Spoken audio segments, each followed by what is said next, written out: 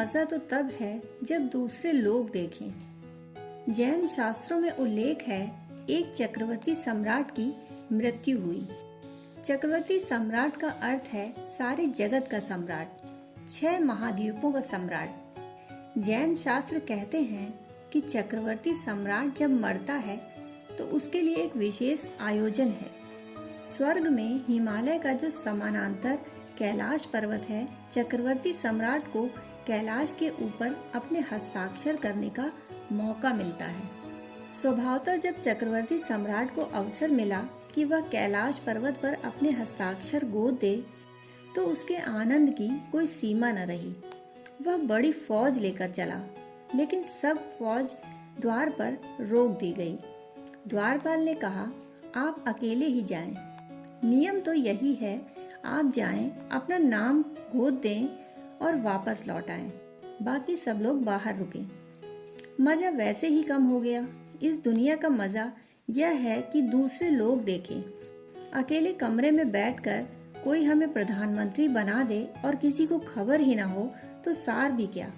ऐसा लगेगा जैसे किसी नौटंकी में या रामलीला में हो और देखने वाला कोई ना हो, तो मजा सारा चला गया। इतनी फौज लाया था, मित्रों को निमंत्रण करके लाया था, वे सब द्वार पर ही रुक गए। यह तो अपूर्व घटना है, सदियों में घटती है। सदियों सदियों में कभी कोई एक चक्रवर्ती सम्राट होता है। मजबूरन वह अकेला भीतर छेनी हथौड़ी लेकर गया, और जब उसने विराट कैलाश देखा तो दंग रह गया। हमारा हिमालय तो कुछ भी नहीं। हिमालय कैलाश के सामने एक रेत का कण था। इतना विराट था, ऐसे उत्तुंग शिखर थे। क्षण भर तो वह अभिभूत हो गया। फिर जगह खोजने लगा कि कहाँ नाम खोदूं। तब और मुसीबत हो गई। सारा कैलाश नामों से भरा पड़ा था। पहले ही इतने सम्राट हो चुके हैं, इतने चक्रवर्ती हो चुके हैं कि जगह ही न थी कि कहाँ दस्तखत करे। वह सोचता था कि शायद 2, 4, 10, 5 दस्तखत होंगे, लेकिन यह विराट पर्वत श्रृंखला सारी दस्तखतों से भरी पड़ी थी। यहाँ तो इंच भर भी जगह न थी। वह लौट पड़ा। उसने पहरेदार से कहा, क्षमा करें, मेरी तो सारी आशा पर पानी ही फिर गया।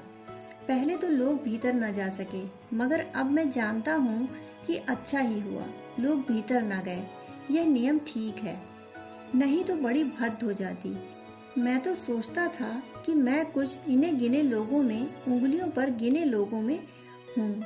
यहाँ तो ना मालूम अनंत चक्रवर्ती हो चुके हैं। मैं तुमसे पूछता हूँ, जगह कहाँ है?